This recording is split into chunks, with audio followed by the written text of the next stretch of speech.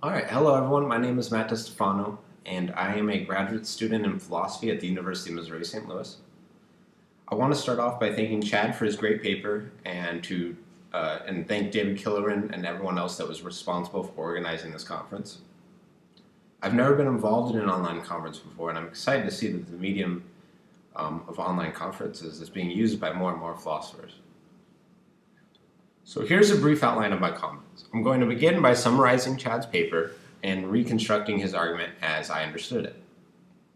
Then I'm going to point to a difficulty for Chad's argument, especially in attributing empiricism as he defines it to Mackay. Then I'll spend a bit of time talking about how we might respond to specific arguments that Chad points to against the narrow empiricist. Chad's paper focuses on Mackay's argument for moral skepticism, which is found in his Ethics Inventing Right and Wrong. This argument has traditionally been called the argument from queerness, and it has two versions. One is epistemological and one is metaphysical. Chad finds the epistemological version to be the stronger of the two, and he devotes his paper to exploring the consequences that follow from it. In his paper, Chad presents the argument as follows. Premise 1. For all propositions P and agents A, if empiricism is true, then A does not know that P, where P denotes a proposition that A believes about objective moral values and duties. This is premise 2. Empiricism is true. And then the conclusion, A does not know that P, where P denotes any proposition about objective moral values and duties. Mackay argues that objective moral values are entities or qualities or relations of a very strange sort, utterly different from anything else in the universe. He briefly entertains a faculty of moral perception that relies on intuition or moral intuitionism, but Mackay thinks this is implausible given its sort of spooky descriptions that are involved. He's not sure how this faculty of intuition works, and he's not sure where they are getting these from. So Chad's paper argues that underlying Mackay's argument is a commitment to empiricism. This commitment, however, allows Mackay's argument to prove too much. Chad claims that it would lead us to difficulty in understanding persistence through time, knowledge of causal principles, induction as a reasonable form of inference, among others. Before going into specifics, let's look at the definition that Chad gives us for Mackay's empiricism. He works with the definition provided by Peter Markey in his Stanford Encyclopedia article titled Rationalism versus Empiricism. That definition goes as follows. We have no source of knowledge in S, where S denotes any subject of inquiry such as mathematics, epistemology, metaphysics, philosophy more generally, etc. Or for the concepts we use in S, in those domains, other than sense experience. As Markey, the author of the entry, suggests, we should be hesitant to describe philosophers as being empiricists or rationalist simpliciter. It is possible, for example, to be a rationalist about mathematics while being an empiricist about the physical sciences. While it is common practice in philosophy, and especially in introduction to philosophy classes, to divide the early modern period into two camps, with rationalists such as Descartes, Spinoza, and Leibniz on one side, and empiricists like Locke, Berkeley, and Hume on the other, we should be hesitant to do so.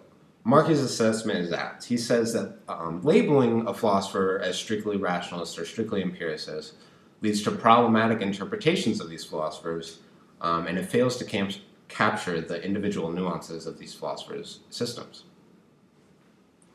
As a brief aside, Mackay actually has a book which is aptly named Problems from Locke, which is dedicated to salvaging what you can from Locke's philosophy. One of the issues which Chad presses, and I'll talk more about this later, is identity over time. While Mackay in his book talks about personal identity over time, he tries to solve Locke's problem by suggesting an account of personal identity which relies on the continuity of the neurophysiological structure of human beings. So this isn't strictly relevant because Chad is pressing the issue for ordinary objects, but it would be an interesting read for anyone that is interested in seeing what we can salvage from Locke. So I mention this because I think that we should not attribute this strict empiricism, as defined earlier, to Mackay's argument from Quirinus, or to Mackay more generally. There is an important passage in Mackay's work which suggests that he is open to many other sources of knowledge beyond just sense experience. So in his section on the argument from Quirinus, which is titled that, Mackay writes this, and this is quoting from the Subjectivity of Values. When we ask the awkward question, how we can be aware of this authoritative prescriptivity, of the truth of these distinctly ethical premises, or of the cogency of this distinctly ethical pattern of reasoning, none of our ordinary accounts of sensory perception, or introspection, or the framing and confirming of explanatory hypotheses, or inference, or logical construction, or conceptual analysis, or any combination of these will provide a satisfactory answer. So this section is important because it allows Mackay a way of responding to the charge that his argument proves too much, which Chad argues for, that other more narrow empiricists would not be able to endorse. So Mackay's strategy, he actually anticipates this argument that there are other sorts of entities which would seem equally queer under an empiricist framework. And he argues that the best solution for the moral objectivist is to look for, as he says, companions in guilt, or other qualities which would be similarly queer as Mackay claims moral values and duties are. Richard Price, for instance, has argued that an empiricism such as Locke or as Hume's cannot account for ideas of substance, of necessity and possibility, number, essence, and causation.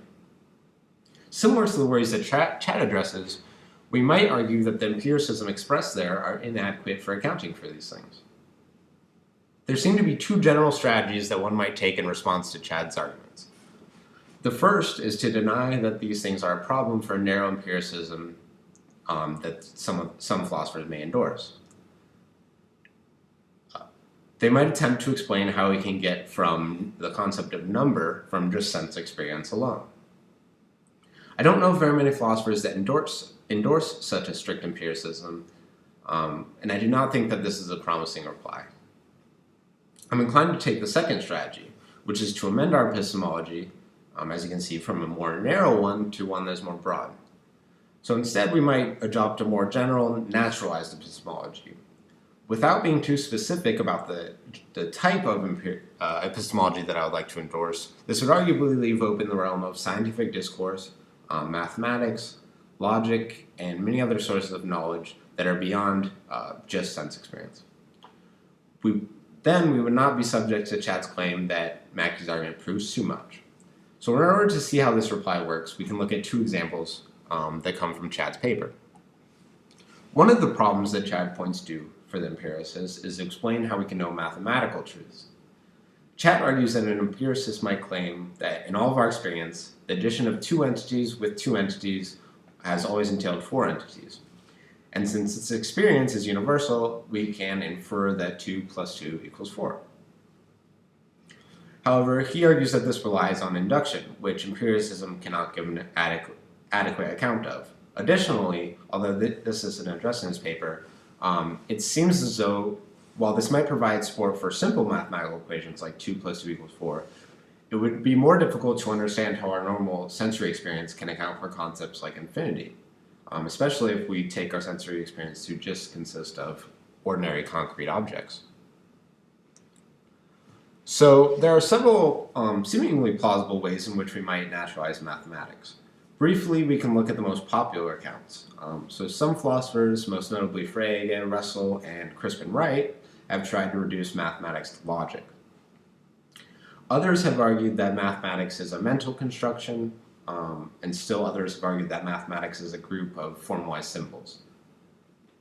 So as a last example, Hartree-Field attempted to reconstruct Newtonian mechanics by introducing concrete entities which played the role of natural numbers, played the role of real numbers, and the role of functions on the real numbers.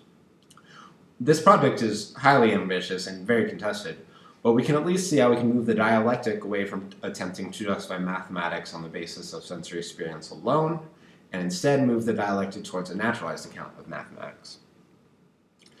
So the second argument from Chad's paper is one that he borrows from Bill Vallicilla from his blog Maverick Philosopher.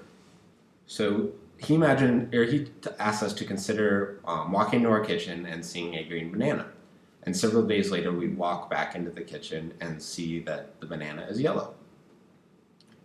Chad writes that, quote, "It seems that the banana objectively lost in acquired properties as time passed. However, it is consistent with one's perception that a different banana was substituted for each day, and this banana has not persisted." While it's not clear to me that identity over time is an easy sort of issue for any epistemological theories, there are some available options, and I'd like to sketch out one here. So one way, and what I take to be probably the best solution to identity problems, is to appeal to a four-dimensionalism. So four-dimensionalism is the view that not only do objects like bananas have spatial parts, but they also have temporal parts. So as a neat tidbit, if you've ever read any of Kurt Vonnegut's novels, he has an alien race named the Tralfamadors, and they help illustrate this point. So Tralfamadors see all time simultaneously, so they see the beginning and the end. And when they look at humans, they see sort of a worm-like creature, so with babies crawling at one end and elderly people on the other, and all of the variation between. But anyways, according to four-dimensionalism, the banana has temporal parts. So from time 1 to time 2 is one temporal part, and so on.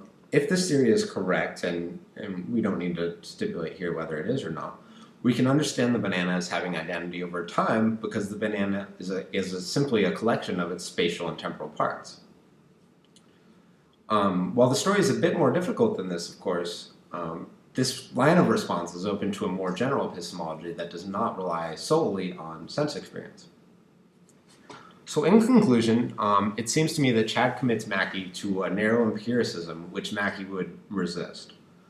While Chad's paper highlights many difficulties for a narrow empiricist that also want the argument from Aquinas to succeed, I do not think that this is a problem for Mackay himself. Overall, I really enjoyed Chad's paper, and it brought up a lot of really interesting issues, and I was glad that I was able to comment on it. Thank you for listening.